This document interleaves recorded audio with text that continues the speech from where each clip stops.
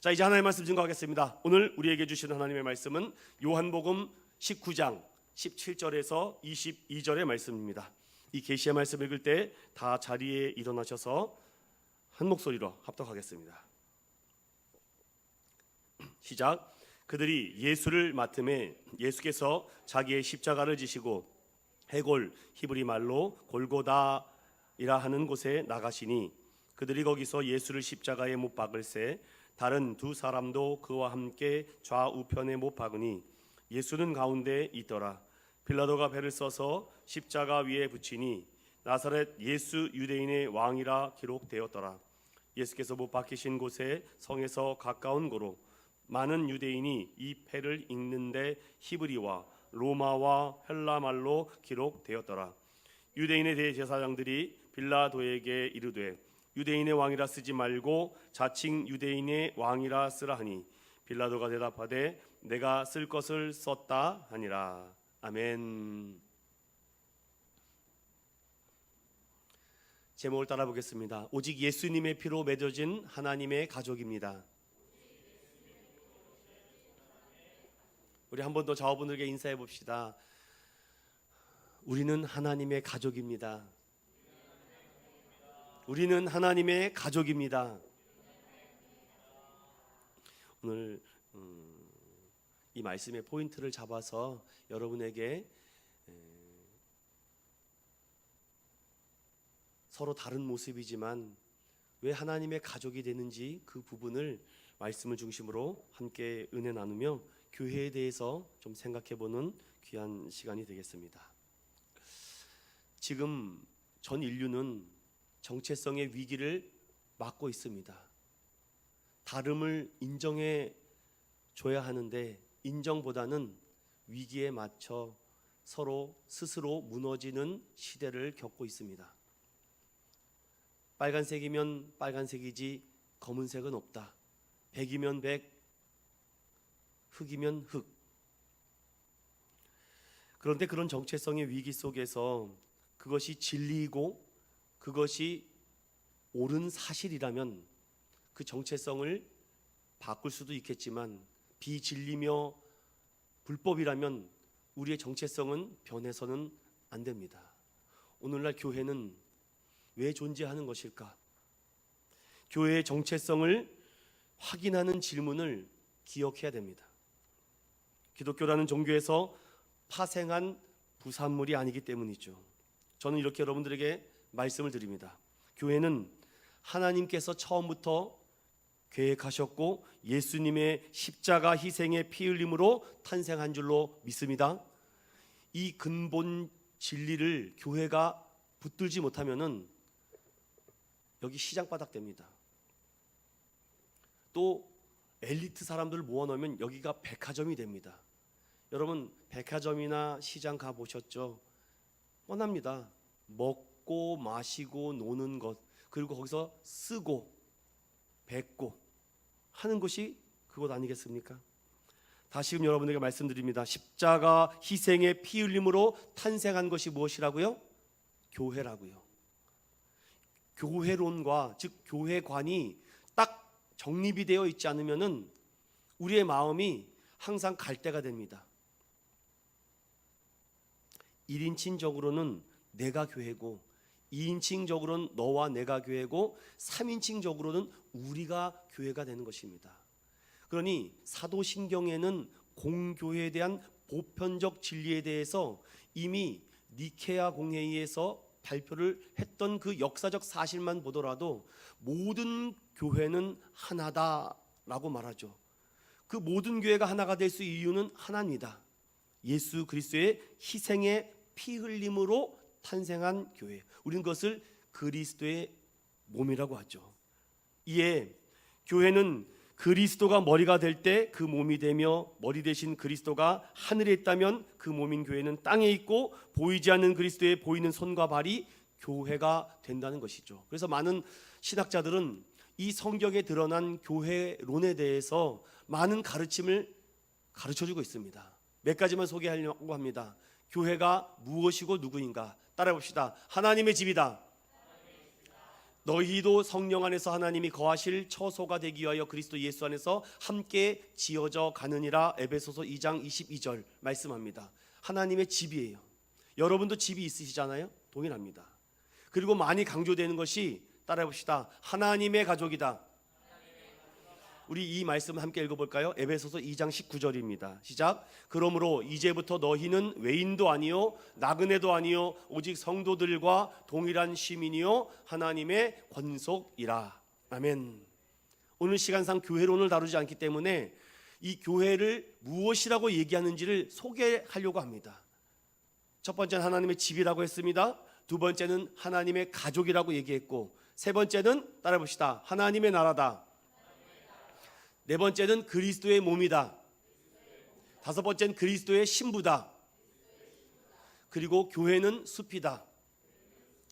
이 많은 것을 하나하나 챕터를 달아야 되는데, 오늘은 제가 그 많은 것 중에 다시 한번 따라합시다. 교회는 하나님의 가족이다.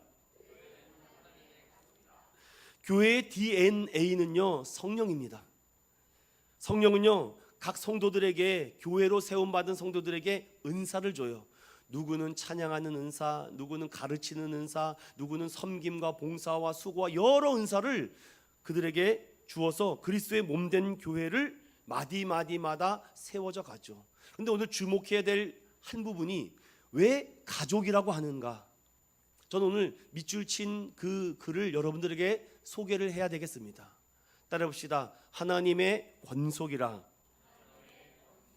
종종 교회에서 교우 여러분 하는데, 그 교우라는 것은요 교회에서 만난 친구라는 뜻입니다. 여러분, 교회라는 것이 가르칠 교재의 모일 회자 아닙니까? 그것을 한자적으로 풀면은 절대로 하나님의 가족이라는 이 문장이 이해가 되지 않습니다. 그러니 헬라어와 라틴어로 가야지만 여기 성경에서 말하는 이 교회에 대한 에클레시아의 의미를 깨닫게 되죠. 이 교회에서 말하는 성경은요 죄인들의 구원함을 받은 곳, 바깥으로 있던 사람들이 안으로 부르심을 입은 자들이 모여있는 곳이 교회라는 것이죠. 더 쉽게 말하면 죄와 사망으로 죽을 수밖에 없었던 죄인이 예수 그리스도의 십자가의 피로 구원받아 그리스도의 몸으로 들어오는 곳, 이것이 교회인 줄로 믿습니다. 그런데 그곳에서 교우 여러분, 이것은 약간의 오해 소지가 있습니다. 교회는요 친구가 아니에요. 여러분, 저와 여러분들은 친구의 표현이 적절하지 않습니다. 그래서 어떤 교회는 그런 의미를 두고 베이직 교회라는 것을 통해서 앞자를 따죠. 베이직 아시죠? BASIC에서 Brother and Sister in Christ. 주 안에서 우리는 형제와 자매라는 거죠. 피를 나눈 형제와 자매라는 것이죠. 그래서 왜 교회 가면 자꾸 형제님, 자매님 그러냐면, 교회는 예수 그리스도의 피로 하나 된 곳이기 때문에 형제님, 자매님, 나이가 많아도 형제님, 나이가 적어도 형제님, 다 자매님, 형제님 하는 이유가 바로 하나님의 가족이기 때문입니다. 하나님은요 계획하셨습니다. 교회를 향한 하나님의 가장 좋은 처방이 무엇일까? 교회를 하나님의 가족으로 만드는데, 가족이 될 수 있으려면 피를 나눠야 되잖아요. 그럼 그 피를 나누는 것을 우리가 혈연, 학연, 지연이 다 다른데, 그러므로 예수님께서 물과 피로 우리에게 성만찬의 제정을 남겨주시며 이것을 받아 먹으라, 내 몸이다, 내 피다 라고 하며 내가 다시 올 때까지 기념하라, 너희는 한 가족이다 라고 말씀을 하죠. 그래서 저는 여러분들에게 우리는 친구요 라고 말하는 표현보다는 우리는 한 형제입니다, 예수 그리스도의 피로 나는 한 가족입니다 라는 표현이 정확하죠. 이러한 본질이 굳게 서 있는 교회는요 굉장히 성숙합니다. 다시 말씀드립니다. 나는 예수 그리스도의 피로 나는 한 형제요 한 자매라는 이 믿음이 딱 굳게 서 있는 교회는요 굉장히 성숙해요. 그래서 무엇이 성숙한지 안 한지 딱 두 개를 보면 압니다. 뭐 많은 것도 있지만 첫 번째는 성도들이 목회자를 대하는 태도를 보면 알아요. 성숙의 차이를 딱 봅니다. 자, 저처럼 나이가 굉장히 어린 담임 목사가 있어요. 그래도 성숙한 교회는 아주 성숙하게 담임 목사로 세워진 그 분을 존경하고 사랑하고 잘 섬깁니다. 그런데 성숙하지 못한 교회는 뭐 말 하나만 합니다. 깔보고 무시하고. 그리고 두 번째, 성도와 성도 간의 관계를 보면 안 됩니다. 압니다. 서로를 사랑하고 아껴주죠. 그래서 교회는 호칭의 관계가 분명히 있습니다. 목사님, 집사님, 권사님, 성도님이란 호칭의 관계가 있는데 우리는 이 호칭의 관계보다는 관계의 호칭이 더 중요하다는 것이죠. 예수 안에서 우리는 한 형제요 한 가족이라는 것입니다. 고린도후서 6장 18절을 다 같이 읽어봅니다. 시작. 너희에게 아버지가 되고 너희는 내게 자녀가 되리라. 전능하신 주의 말씀이라 하셨느니라. 아멘. 우리는 다 하나님을 아버지라 부르는데 어찌 친구가 될 수 있습니까? 우리 한번 또 인사해 보겠습니다. 나의 형제님 사랑합니다. 나의 자매님 사랑합니다. 그렇게 부를 수 있는 이유는 상대방을 무시하고 존경하지 않는 것이 아니라 예수 그리스도로 피로 세운 교회에서 구원받은 성도들이 가족이기 때문이죠. 그리스도 안에서 가족으로 맺어졌기 때문에 우리는 가족 안에서 진실해야 돼요. 여러분, 가족도 속이면 안 되겠죠. 가족 안에서 진실해야 된다는 것이죠. 종종 뉴스 프로그램을 보면은 억울하게 내 자녀가 죽은 그 광경을 통해서 어떤 부모가 와서 왜 우리 자녀에 대해서 이 억울함을 풀어주지 않소라고 경찰과 검사에게 하소연하는데, 이 많은 사건 중에 당신의 사건은 하나인데 어찌 감당하리요. 그러니 그 아버지가 온 동네 온 사방을 다 다니면서 이 나의 딸의 억울함을 풀어달라고 하소연하면서 찾아다니는 그 모습이 생각이 납니다. 왜냐? 가족은 포기하지 않습니다. 가족은 외면하지 않아요. 가족은 모른 채 하는 게 아닙니다. 가족은요 피하는 게 아닙니다. 가족은 끝까지 품어주고 이끌어주고 함께 하는 줄로 믿습니다. 그래서 하나님은요 자꾸 우리에게 가족이라는 표현을 많이 하는 거죠. 저는 오늘 이 말씀을 왜 여러분들에게 드리냐라고 말하면, 자꾸 기독교가 어느 날 율법의 의식이 너무 강하다 보니까 무엇을 하라 무엇을 하라 무엇을 하라라는 명령조의 선포와 설교가 많다 보니 성도들이 많이 다운돼 있고 지쳐 있습니다. 저는요 물론 하라라는 말씀이 없다라는 것이 아니라 기독교의 근본 진리는 무엇을 하라가 아니라, 따라합시다, 되라. 믿음의 사람이 되라. 성령의 사람이 되라. 진리의 사람이 되라. 기도의 사람이 되라라고 말씀하시지 기도해라, 이것이 먼저가 아니라는 것입니다. 말씀의 사람이 되어야지. 이게 바른 하나님의 길인데 말씀대로 살아. 그러니까 이게 처음엔 움찔해가지고서는 찔림이 팍 오니까 말씀대로 살아요. 여러분 며칠 할 것 같아요? 안 된다니까요. 여러분, 내가 이제 매일매일 기도 1시간 해야지 되겠습니까 여러분? 그러니 우리가 기도할 때 하나님 나의 약함을 인정하고 하나님 나에게 성령의 사람이 되도록, 믿음의 사람이 되도록, 사랑의 사람이 되도록 자꾸 이 비에 대해서, 이 빙에 대해서 자꾸 간구를 해야 되는데 성도들이 이 기도를 자꾸 놓칩니다. 기도해야 되는데, 교회 가야 되는데, 성경 읽어야 되는데, 아니 목사님 또 필사하라니 죽겠네 이거 정말. 안 할 수도 없고 정말. 하라가 아니라 말씀의 사람이 되기 위해서 이러한 방법을 제시하는 겁니다. 그런데 그 방법의 제시를 순종하는 자에게는 하나님의 은혜가 임하겠지만, 그렇지 않은 자에게는 하나님의 은혜는 멀리 가겠죠. 가족은요 좋은 것을 나눠 먹습니다. 우리 집사님들도 종종 보면 이 부족한 종에게 힘내시라고 귀한 것도 주시고 선물도 주시고 할 때마다 내가 가족이구나. 작은 것 하나도, 여러분 콩 한 쪽도 나눠 먹지 않습니까 가족은? 근데 가족이 아니면 어때요? 딱 먹어놓고 안 먹은 척하지 않습니까? 근데 가족은요 나눠 먹어요. 그 참 가족이라는 그 애끓는 마음이 있기 때문이죠. 제가 이 서두에 왜 이렇게 자꾸 강조하냐면, 오늘 말씀은요 딱 제가 2가지로만 핵심 코드를 잡아서 말씀을 전하려고 하기 때문이죠.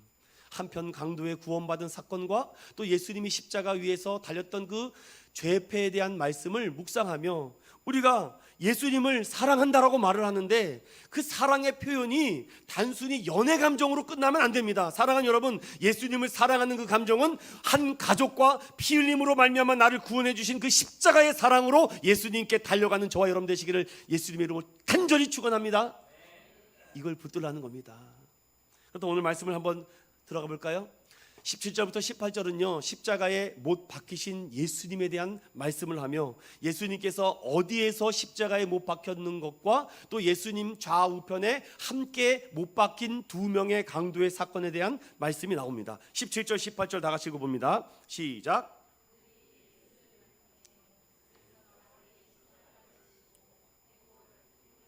골고다이라 하는 곳에 나가시니 그들이 거기서 예수를 십자가에 못 박을새 다른 두 사람도 그와 함께 좌우편에 못 박으니 예수는 가운데 있더라. 아멘. 마태, 마가, 누가, 요한이 이 사건을 동일하게 기록하는데 마가의 시선과 누가의 시선과 마태의 시간은 어느 정도 비슷한 부분이 있는데 요한은 공간복음이 아니다 보니까 요한 서신 안에 다른 시선의 눈으로 바라보며 예수님께서 골고다 언덕에 십자가에 못 박히셨다. 그리고 예수님 좌우편에 두 강도가 달렸다. 이것이 두 절로 딱 끝내버립니다. 요한이 말하고자 하는 포인트가 다르기 때문입니다. 저는 그래서 마테마가 누가의 세 복음서에 이 좌우 전후에 있었던 사건을 다시 끄집어 와서 여러분과 함께 이 말씀을 조금 더 깊이 다뤄보려고 합니다. 가이사에게 충성하지 않은 자는 반역자요. 빌라도가 가슴이 철렁 내려앉죠.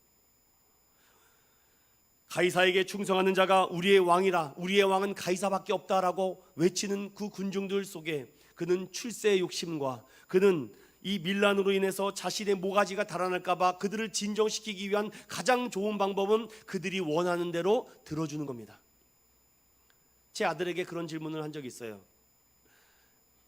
아빠가 예전에 세일즈를 했었는데 어떤 물건을 팔고 이렇게 하는데 참 처음에 어렵다. 근데 시간이 지나고 나니까 스킬도 생기고 노하우가 생겼다. 그래서 제가 아들에게 물어봤어요. 여기에 볼펜 한 자루가 있다. 볼펜이 없네요. 볼펜 한 자루가 있다. 이것을 나한테 팔아봐라. 그랬더니 이거는 되게 좋고요. 이거 되게 좋고요. 아니, 난 안 사고 싶어. 네가 내 이 볼펜을 사게끔 나를 변화시켜봐. 이 볼펜은 모남이고요. 이 볼펜은 까만색이고요. 이거 있으면 좋고요.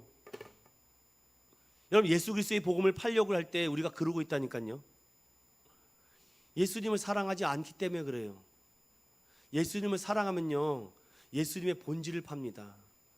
예수님을 당신이 위해서 십자가를 지셨다. 이 부분이 먼저 드러나야 되는데. 그래서 제가 그랬어요. 내가 그 볼펜이 필요하게끔 필요를 느끼게 해야 된다. 필요를 느끼면 그 볼펜을 사게 돼 있다. 내가 볼펜이 한 자루가 있어도 그 볼펜을 사게 돼 있다. 사랑하는 믿음의 성도 여러분, 예수 복음에 대해서 우리가 설명은 많은데 왜 예수를 필요로 하는지를 우리가 느끼지 못하게 한다면은 우리는 또 다른 강도가 될지 모릅니다. 제가 그 부분을 오늘 말씀을 나누려고 해요. 빌라도도 동일합니다.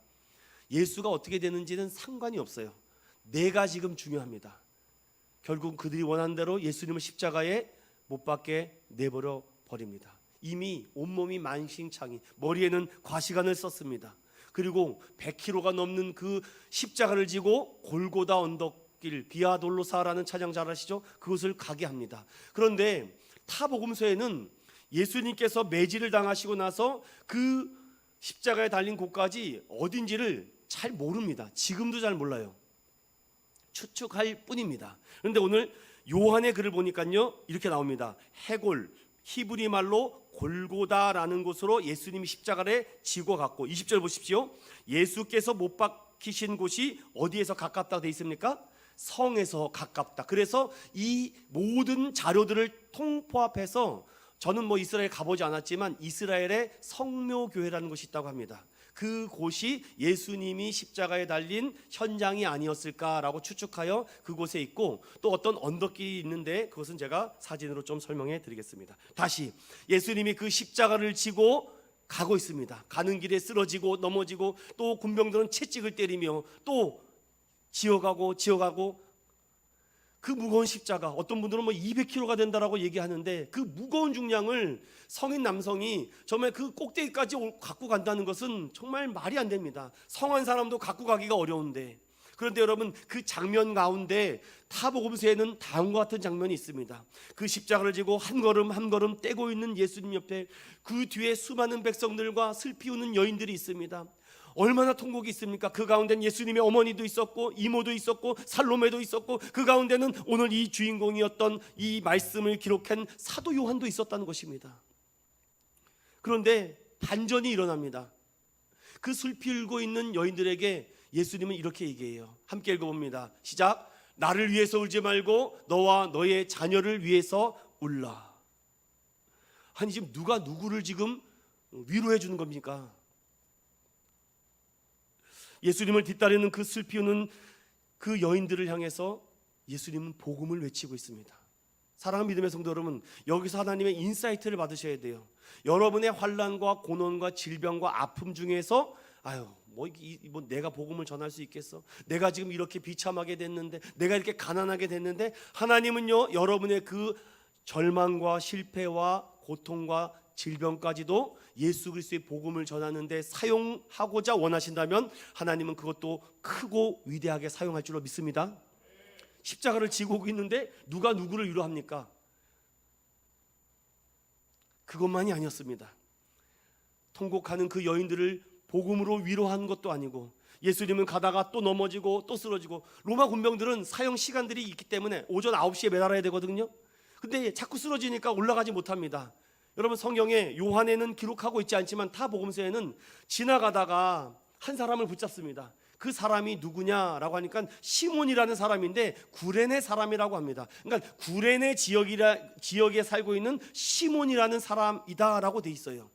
그래서 지나가다가 로마 군병이 그 사람을 억지로 잡아가지고는 예수의 십자가를 지게 합니다. 그러니 이 시몬이라는 사람은 얼마나 억울하겠습니까? 아니, 누구 십자가 처형한다고 구경하러 왔다가 생고생하게 생겼습니다. 억지로 십자가를 지게 됐죠. 그런데 오늘 또 반전이, 여기 두 번째 반전이 있다는 것이죠. 이 억지로 십자가를 진 이 사람이 지금 어떠한 인물인지를 제가 소개하려고 하기 때문이죠. 여러분, 오늘 다 제가 이걸 찾았으면 좋겠는데 찾지 못하겠고, 마가복음 15장을 잠깐 열어보십시오.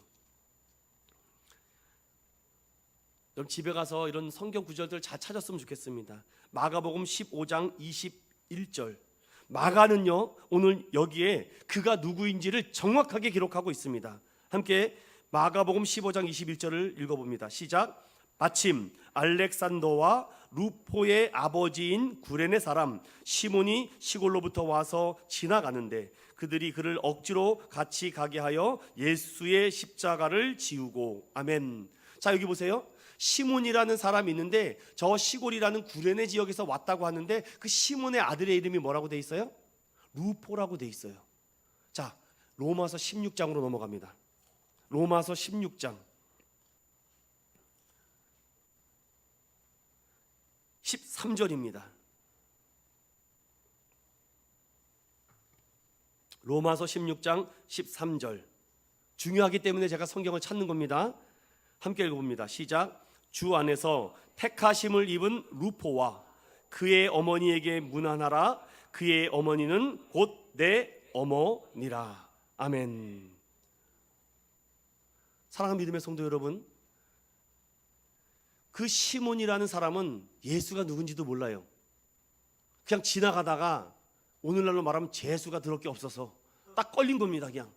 아니, 거기에 많은 사람들이 있는데 하필 그 장소 그때 거기에 그 시몬이라는 사람이 군병에 딱 잡혀서 예수 십자가를 억지로 지게 하니, 그거는 억지로 흘린 땀입니다. 억지로 흘린 에너지입니다. 하기 싫은데도 잘못하면 큰일 날까봐, 가족에게 피해가 갈까봐 그 십자가를 그가 억지로 지고 가는데, 성경은 그 이후에 이 구레네 사람 시몬이 어떻게 됐는지 침묵하고 있어요. 그런데 그 시간이 흐르고 나서 어디에 등장하느냐? 로마서 16장 13절에 등장할 줄 누가 알았겠습니까? 여기서 믿음의 사람, 성령의 사람 사도 바울이 뭐라 그럽니까? 주 안에서 택하심을 입은 루포라고 딱 정확히 말해요. 그러니 저는 여기서 약간의 상상을 조금 더 하겠습니다. 구레네 사람 시몬이 십자가를 지고 골고다까지 가서 이제 가라 그러겠죠. 이제 가라고. 아유, 오늘 그냥 재수없게 걸려가지고 이게 뭔 이 말을 거치게 해야 되는데 누구 목사님처럼 잘 못하겠어요 제가요. 이 청소년 집회 같으면 제가 맡아겠는데 어르신도 상처받을까봐. 그래서 그 아름다움을 가지고 내려갑니다. 내려가고 나서 뭐 어떻게 고향 땅으로 내려갔겠죠. 구례 내려가지 않겠습니까? 제가 상상을 한번 해볼게요. 이가 가서 집에 가서 뭐라고 했을까 가족들에게. 상상입니다.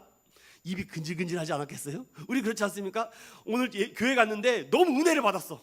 너무 이게 말씀에 감동을 받았는데 이걸 말하지 않고는 참는 사람 있습니까? 대단한 사람입니다, 여러분. 참는 사람. 저는 못 참았어요. 뭐 글을 쓰거나 뭐 카톡을 올리거나 뭘 해도 해야 돼요. 안 하면 제가 미칠 것 같거든요. 뭐라도 해야 됩니다. 그래서 이 시몬이라는 사람이 집에 가서 마누라와 아들에게 막 말하잖아요. 내가 글쎄 가다가 이게 해서 어찌고 저찌고 말하지 않았을까요? 가족에게는 사실을 말하거든요. 가족에게는 사실을 말해요. 그러니 그 아들이 복음을 듣습니다. 전 그렇게 봐요. 제 상상이고 제가 잘못된 해석일 수도 있습니다. 제가 지금 조금의 상상이라고 말씀드렸어요. 저는 그 아버지를 통해서 예수님의 십자가를 억지로 지었는데 그 억지로 지은 것도 하나님의 거룩한 일이었다는 거. 사랑 믿음의 성도 여러분, 종종 우리가 교회에서나 아니면 세상에서나 때로는 억지로 할 때가 있겠죠. 그런데 꼭 내 마음의 기쁨과 감사가 넘쳐서 일하는 것만 하나님의 일입니까? 때로는 하기 싫은 거, 때로는 억지로 하는 것도 하나님의 거룩이라면 그것에 하나님의 복음이 회복될 줄로 믿습니다. 아니, 시몬은요 억지로 지은 십자가 때문에 가족이 구원받았다니까요. 그런데 더 놀라운 것은 사도 바울이 오늘 이 가문과 가족을 어떻게 얘기하는지 보십시오. 저는 제일 놀라운 것이 이것입니다. 주 안에서 택하심을 입은 루포와 그리고 그의 어머니는 소개되지도 않아요. 뭐라 그럽니까? 그의 어머니는 곧 내 어머니라. 저는 저보다 나이 많으신 우리 어르신들을 저희 어머니라 생각합니다. 저의 사랑의 어머니라고 생각해요. 때로는 훈계도 해주시고요, 또 잘못도 지적해 주시고, 때로는 칭찬도 해주시고 격려도 해주시고. 여러분, 우리 어르신들이 저의 어머니십니까? 여러분들의 어머니십니다. 그러니 우리 어르신분들은요, 우리 살아가고 있는 이 젊은 부부들, 이 귀한 아들들을 내 아들과 딸이라고 생각하고 때로는 권면도 해주고 칭찬도 해줘야 되는 것 아니겠습니까? 억지로 지은 이 사건 때문에 자원하지도 않고 원하지도 않았는데 이 흘린 땀 한 방울이 그에게 그 가족과 가문에 정말 이 사도 바울의 선교 사역에 큰 힘과 도움이 되지 않았겠습니까? 저는 이런 또 말씀을 준비하면서 또 그런 소망이 생겨요. 하나님, 우리 사랑하는 인천은행교회에도 이런 시몬과 같은 성도들이 있겠죠. 때로는 하기 싫은데 목사가 시켜서 억지로 하고, 정말 가기 싫은데 또 오라 그래서 오고, 그런데 그런 가운데 어느 순간 그것이 하나님의 은혜였구나, 다 그것이 우연이 아니었구나, 하나님의 필연이었구나. 가족이니까 사실을 얘기해주고, 가족이니까 포기하지 않고 목사님이 나를 붙잡는구나. 때로는 쓴 얘기도 하시고, 때로는 단 얘기도 해주시고, 때로는 나에게 양약과 보약이 되는 얘기도 해주시는구나. 여러분, 가족이 아니면요, 가족이 아닌 사람에게 누가 산상을 줍니까? 가족이 아닌 사람에게는요, 술과 담배를 주는 거예요. 죽으라는 거죠. 술과 담배와 마약을 주는 겁니다. 가족은요, 홍삼과 산삼을 주는 겁니다. 따뜻한 밥 세 끼를 주는 거지 거기다가 네 죽으라고 해서 술을 퍼먹이지 않습니다. 제 말을 잘 이해할 거라고 저는 믿어요. 가족은요, 살리기 위해서 건강보험에 진단받고 병원에 가라 그러지, 가족이 아닌 사람은요, 아유 저것도 돈 들어가게 생겼네. 사랑하는 믿음의 성도 여러분, 우리는 하나님의 가족인 줄로 믿습니다. 성도가 성도를 살펴보고 목회자가 성도를, 성도가 목회자를 따뜻하게 살펴봐야죠. 이제 상황이 또 바뀝니다. 십자가를 지고 오늘 18절에 보니까 17절에 보니까 골고다라 언덕이라고 해요. 제가 문헌을 좀 찾아보고 그림을 찾아봤는데 왜 골고다라고 했냐면은 그 골고다 언덕이요, 두 가지 특징이 있었다고 합니다. 첫 번째는 그 골고다 언덕이 해골 모양이었다고 해요. 그리고 그 골고다 언덕 뒤편에 죽은 시체를 갖다 버려서 동물이나 새가 와서 뜯어 먹었다고 합니다. 그래서 그것을 해골 언덕이라고 얘기했죠. 제가 이것을 조금 확대해 봤습니다. 여러분 좀 해골같이 보이나요? 그래서 저도 놀랐습니다. 그래서 사람들이 대부분 지명이나 도를 보면은 그곳에 어떤 유명한 걸 가지고 지명을 따잖아요. 이렇게 동일합니다. 그래서 그곳에 골고다라는 이 말을 제가 조금 더 찾아보니까 이것은 히브리어 길갈탈이란 골골트라는 것을 헬라어로 음역한 것이다. 옛날 어르신들은 이것을 갈보리라고 많이 들었을 거예요. 갈보리. 이 갈보리도 라틴어 칼바에서 온 것입니다. 그래서 그 당시 그 동네에 사는 사람들은 이것을 해골 언덕 이렇게 표현한 거예요. 우리도 옛날 무슨 여기 철쭉산 하면 철쭉이 많이 피니까 이렇게 말하듯이 멀리서 보면 잘 모르는데 가까이 가서 보니까 이게 해골 모양과 비슷한 거예요. 그 모양이. 그래서 지금 이곳은 아닌데 이곳이지 않을까라고 추측하는 사진을 제가 가지고 왔어요. 사랑하는 믿음의 성도 여러분, 그것이 오늘 중요한 것이 아니라 이곳에서 반전의 역사가 계속 일어나고 있다는 것이죠. 무엇입니까? 오늘 다시 18절에 보면은 그들이 거기서 예수를 십자가에 못 박을새 다른 두 사람도 그와 함께 좌우편에 못 박았다. 그런데 중요한 것은요, 여기에 다 메모칸을 쳐주셔야 돼요. 예수는 어디에 있었다? 가운데. 우리 사랑하는 우리 타기웅 지사님, 원래 이 가운데에 누가 매달려 있어야 되는 것이 정상이죠? 네? 성경에 보면은 원래 이 강도 누가 매달려 있어야 돼요? 원래 바라바였습니다. 원래는 바라바가 매달려야 되는 거예요. 그런데 바라바는 행운아였습니다. 쉽게 말하면 어부지리도 아니고 그냥 행운합니다. 그곳에 가운데 정확해. 여러분, 예수님은 죄가 없는데 죄인인 좌우편의 가운데, 이거는요 가운데 매달렸다는 것은 어디야? 넌 죄인 중에 괴수라는 거예요. 가운데 매달렸다는 것은 원래 반역자, 강도, 살인자 바라바가 그 가운데에 매달려야 되는데 예수님이 매달려 있습니다.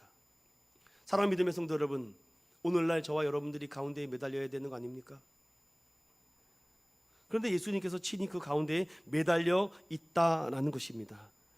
한 사람을 위해서 이렇게 가장 많이 슬퍼하고 애통한 예수님을 못 박은 이 사건, 이런 악의와 불의와 반역과 시기와 증오와 미움이 가득했던 이 1세기에 살지 않았다는 것만 해도 감사하지 않을까요? 저는 오늘 여기서 이제 후반부에 누가 예수님을 십자가에 못 박게 했는가가 아니라, 따라봅시다. 무엇이 예수님을 십자가에 못 박게 했는가? 성경 마태복음 10장 38절에서 39절을 읽어봅니다. 시작. 또 자기 십자가를 지고 나를 따르지 않는 자도 내게 합당하지 아니하리라. 자기 목숨을 얻는 자는 잃을 것이요 나를 위하여 자기 목숨을 잃는 자는 얻으리라. 아멘. 이걸 보니까 생즉필사 사즉필사했던 이순신 장군이 그 멋진 호령한 말씀이 생각이 나더라고요. 한 사람이 길목을 잘 지키면 1000명을 두렵게 하리라. 그런데 이 말씀이 이미 성경에 있습니다. 한 사람이 여호수아에게 한 말이죠. 사랑하는 믿음의 성도 여러분, 우리 인천은교회 한 사람이 기도할 때에 주변에 믿지 않는 불신자 1000명이 두려워할 줄로 믿습니다. 여러분, 우리 인천은교회를요 잘못 건드리면은 큰일 납니다. 왜냐? 기도하는 사람들이 있기 때문입니다. 저는 종종 교회에 부름을 받을 때 가서 제일 먼저 보는 게 이 교회에서 기도하는 사람이 얼마나 됩니까? 라고 물어봅니다. 그럼 그 교회의 영적 파워가 딱 느껴지는 겁니다. 사랑 믿음의 성도 여러분, 교회에 있든 없든 간에 교회를 위해서, 먼저 그의 나라와 그의 일을 위해서 가장 먼저 기도하는 성숙한 그리스도인들 한 가족이 되시길 예수님으로 축원합니다. 예수님은요 이렇게 무엇 때문에 십자가를 지는지를 말씀합니다. 이제 함께 말씀을 나눌게요. 두 번째, 나사렛 예수 유대인의 왕이라고 얘기합니다. 19절 다 같이 봅니다. 시작. 빌라도가 패를 써서 십자가 위에 붙이니 나사렛 예수 유대인의 왕이라 기록하였더라. 아멘. 예수님은 십자가에 못을 박혔다고 얘기합니다. 아니, 예수님이 십자가를 지고 올라갈 때만 해도 수많은 슬피 우는 백성들에게 복음을 던져서 그에게 나를 위해 울지 말고 너희 자녀를 위해 울라라고 복음의 메시지를 던져서 그들을 위로하시고, 또한 구레네 시몬이라는 그 가족을 구원시켰는데 왜 십자가에 달릴 때는 반전이 일어나지 않습니까? 왜 십자가에 못 박힐 때는 아무런 역사가 일어나지 않고 하늘도 땅도 말을 하지 않습니까?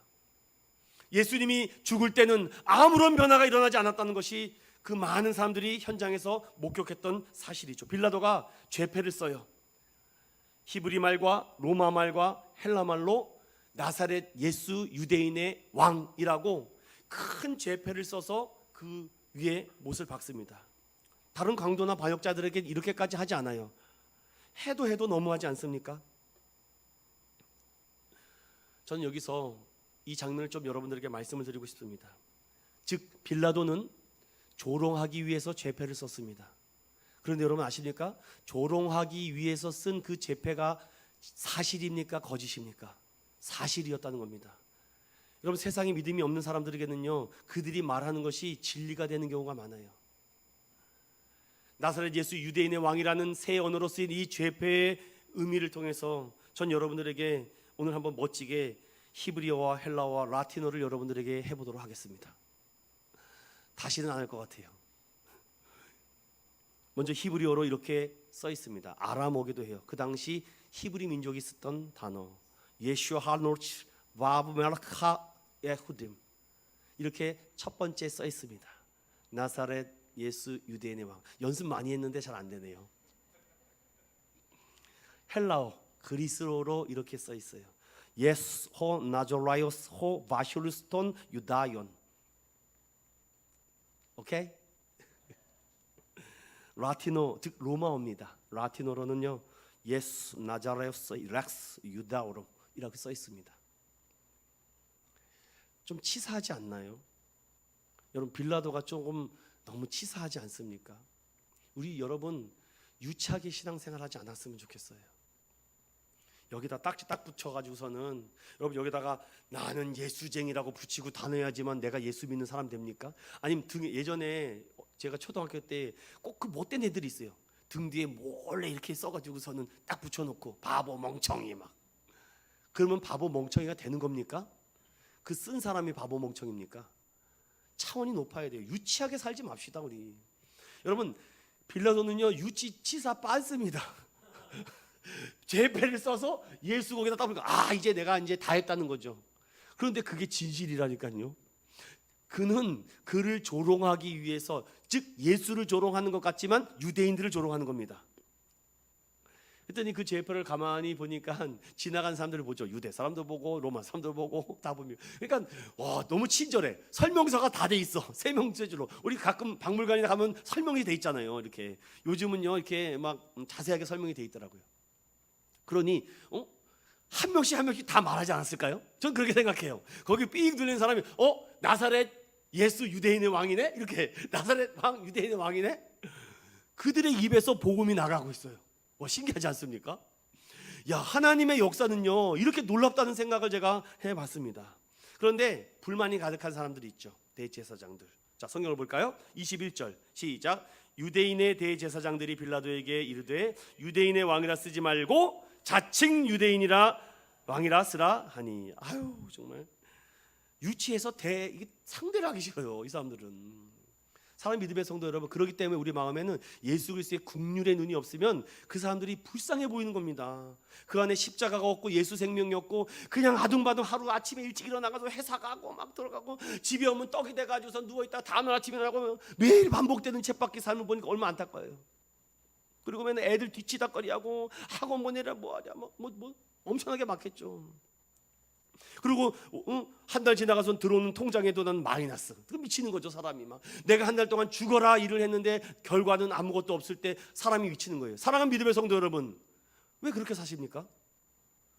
똑같은 한 달이라는 30여일을 시간을 주었는데 누구는 그렇게 아둥바둥 살았는데도 그렇게 죽어라 열심히 하고 그렇게 노력을 했는데도 내 마음에 기쁨이 없고 자유가 없고 평화가 없고 행복이 없었는데, 누구는요 일주일 5일 동안 딱 일하고 나서 주일을 지키고 하나님을 찬양하고 예배드리고 영광 누릴 때 한 달이 지나고 나면 내 마음에 기쁨과 평화와 감사와 놀라운 행복이 넘치는데, 이게 어떤 차이입니까? 그 자에게는요 내가 하나님의 가족이라는 사실을 알고 나에게 복과 은혜와 행복을 주시는 것은 전능하신 하나님인 줄로 믿는 자인 줄로 믿습니다. 그렇기 때문에 슬퍼할 일이 없어요. 주신 이도 여호와시요 거둬가신 이도 여호와시니 모든 것이 여호와 거에 있습니다라고 고백했던 욥과 같이 살아가는 거죠. 그런데 그들은요 굳이 이렇게까지 자칭이라, 여러분 자칭이라는 제가 단어를 써내려가다가 너무 유치해서 안 썼습니다. 뭐 그렇게까지 쓸 이유는 없죠. 빌라도가 이렇게 얘기합니다. 여기서 빌라도가 굉장히 지금 짜증이 나는 거예요. 지금 함께 읽어봅니다. 시작. 빌라도가 대답하되 내가 쓸 것을 썼다 하니라. 아멘. 또 이때는 또 되게 멋있어요. 되게 멋있어요. 여기서 왜 멋있는 척을 했다가 예수님을 못 박을 땐 또 이렇게 비굴하게 하는지. 세상은 이렇다니까요, 여러분. 거짓과 불의와 부정 속에서 진실은 꽃을 피우고 있다는 사실이 저는 놀랍습니다. 그래서 저는 하나님의 가족이 된 것이 정말 기쁘고 감사해요. 내가 하나님의 가족됨이 너무나도 기쁘죠. 예수님은 아무것도 모르고 명령에 의해 움직이는 군인들을 향해서 말합니다. 이미 십자가에 못 박힌 상태예요. 이 부분에 대해서는 다음 시간에 조금 더 깊이 다뤄보겠습니다. 제가 오늘 다룰 시간의 마지막은 두 강도에게 초점을 바꿔보겠습니다. 두 강도가 옆에서 함께 같이 욕을 해요. 한편 강도는 이렇게 해요. 네가 하나님의 아들이라면 날 좀 구원해봐라 라고 이렇게 얘기합니다. 사복음서는 그렇게 얘기해요. 그리고 서로 욕을 하죠. 아니 생각해 보십시오. 밑에서도 욕을 먹고 좌우 옆에서도 욕을 하고 위에서는 하나님은 침묵하고 십자가 밑이나 십자가 옆이나 예수님 혼자예요. 그런데 십자가에 매달린 상태에서의 반전은 십자가에서 내려오는 것이 아니라 거기에서 역사가 일어납니다. 십자가에 매달린 그 두 강도가 서로 절망과 좌절과 이 포기 상태, 자포자기 이제 다 끝났어, 다 소용없어, 이제 죽었어 라고 이제 모든 절망과 고통 가운데 신라 같은 희망이 없는 그때에 옆에 있는 한 분이 어떤 음성이 들려요. 아버지요, 저들을 용서해 주십시오. 저들이 하는 일을 모릅니다. 아버지요, 저들을 사하여 주시옵소서. 저들이 지금 나를 못 박는 것이 무엇을 위해서 하는지 저들은 모릅니다. 양편의 강도가 가장 크게 들었지 않았겠습니까? 다른 사람들은 다 포기합니다. 그런데 그 음성을 들었던 한편의 강도는 그 음성이 달리 들려요. 아니 절망의 끝자락에서 죽음의 문턱에 있는 저 사람이 누가 누구를 용서하고 있는가? 한편에 있는 강도는 그 음성에 가슴이 내려앉습니다.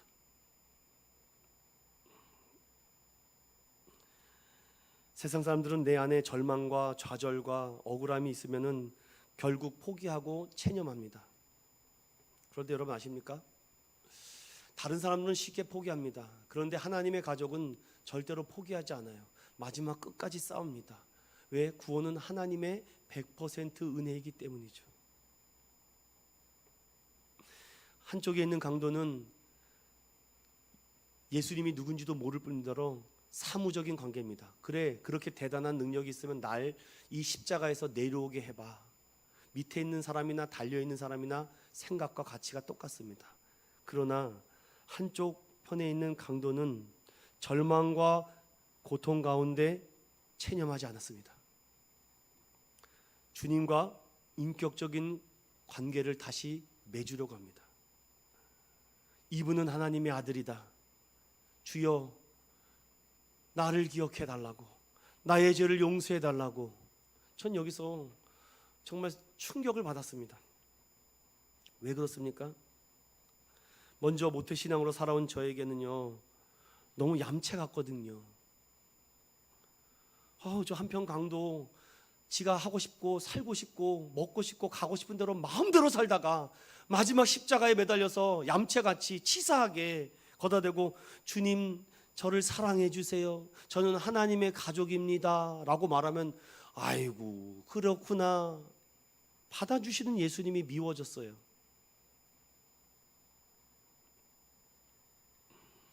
그럼 여기서 말하는 것이 무엇일까요? 왜 이 장면을 성경 사복음서에는 같이 기록하고 있을까? 무엇이 십자가에 못 박게 했는지 그것을 깨닫지 못하면 우리는 계속 미움과 질투와 억울함과 분노, 절망과 포기와 체념만 있습니다. 그런데 저는 오늘 여기서 이 사건을 통해서 주님은 그 한편 강도에게 말합니다. 오늘 내가 낙원에 나와 함께 있겠다. 여러분은 강도와 같이 동일시되면 그 현장에서 그렇게 고백할 수 있겠습니까? 얌체같이 마지막에 예수님을 믿고 구원받은 강도가 얄미워 보이십니까? 성경이 말하고 있는 사실은 죽음과 절망과 고통은 변하지 않는다는 것입니다. 우리는 이렇게 생각하죠. 주님, 난 하나님의 가족이니까 저도 용서해 주시고 구원해 주세요, 아멘 하면 십자가에서 예수님은 죽구지만 나는 딱 건진받고 구원받을 것 같다라는 생각하십니까? 환경은 바뀌지 않습니다. 여러분, 예수 그리스도를 나의 구주로 믿는 그 순간 세상이 바뀌지 않습니다. 나의 눈과 마음이 변한 줄로 믿습니다. 이것이 예수 그리스도를 인격적으로 만난 사람들의 진정한 하나님의 가족이 된 줄로 믿습니다. 이 고백이 있어야죠. 예수 그리스도의 피로 맺어진 형제의 자모들은요, 환경이 바뀌든지 아는지 압니다. 그러면 그 환경에 내가 바뀌지 않는 거예요. 믿으십니까? 근데 예수 그리스도를 인격적으로 만나지 않은 사람은 환경이 바뀌면 나도 바뀌어요. 이거는 한편 욕하는 강도랑 똑같습니다. 근데 세상이 아무리 바뀌고 정치꾼이 아무리 사무적으로 바뀌어도 그 안에 하나님의 말씀이 기준이 되어 난 하나님의 가족이기 때문에 세상이 바뀌어도 내가 바뀌지 않겠다라는 이런 믿음으로 살아가는 것이 하나님의 가족인 줄로 믿습니다. 제가 오늘 그걸 얘기를 마지막으로 드리려고 해요. 마지막에 이 한편 강도는 마지막 끈을 붙잡습니다. 저는 이렇게 얘기 드려요. 십자가에 달린 이 강도의 구원이 우리에게 오늘날 무엇을 얘기해 주려고 있을까? 예수님을 통해 깨닫는 것은 주님은 죄인 한 명이라도 보혈의 공로에 힘입어 한 영혼이라도 구원하고 생명을 살리고자 하시는 크고 은혜로운 분이심을 보여주는 것 아니겠습니까? 나는 포기하고 싶지만 하나님이 가족 삼아 주신다면 그 죽음의 현장 가운데서도 건져주시는구나.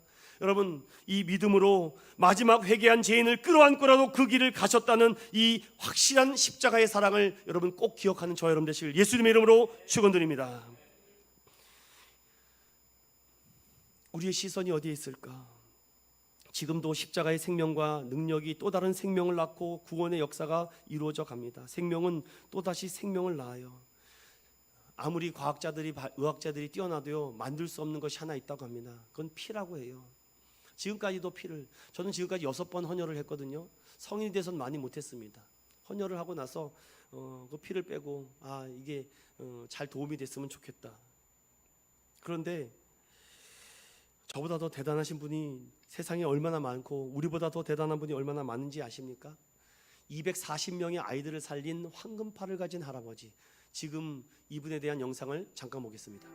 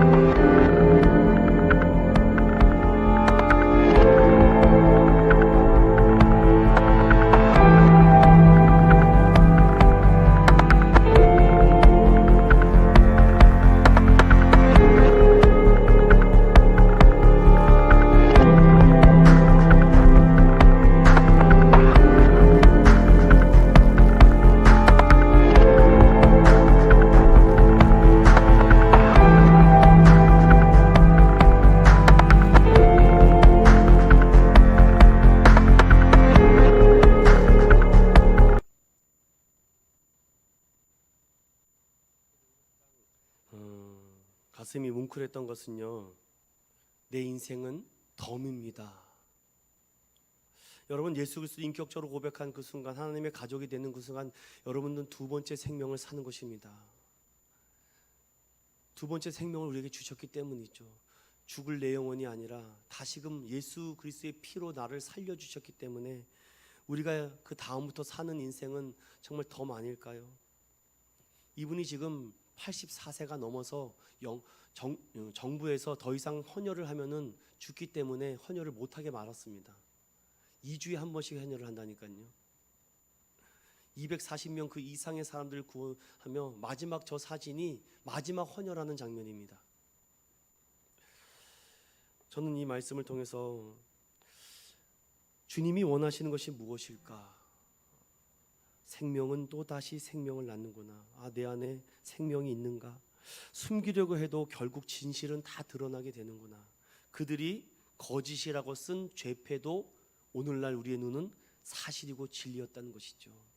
또한 한편 강도는 마지막에 예수 그리스도를 인격적으로 고백해서 구원을 얻는 이 사실, 여러분들은 오늘 제가 드린 이 말씀 중에 무엇이 기억납니까? 한편 강도는 죽음의 문턱에서 저들을 용서해달라고 간구하는 예수님의 기도의 외침이 들렸습니다.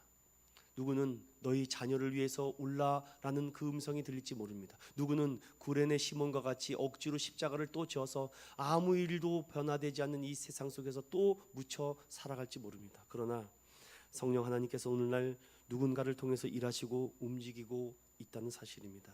사랑하는 믿음의 성도 여러분, 히브리서 10장 19절부터 20절 읽어봅니다. 시작. 그러므로 형제들아, 우리가 예수의 피를 힘입어 성소에 들어갈 담력을 얻었나니 그 길은 우리를 위하여 휘장 가운데로 열어놓으신 새로운 살 길을요, 휘장은 곧 그의 육체니라. 로마서 12장 1절. 그러므로 형제들아, 내가 하나님의 모든 자비하심으로 너희를 권하노니 너희 몸을 하나님이 기뻐하시는 거룩한 산제물로 드리라.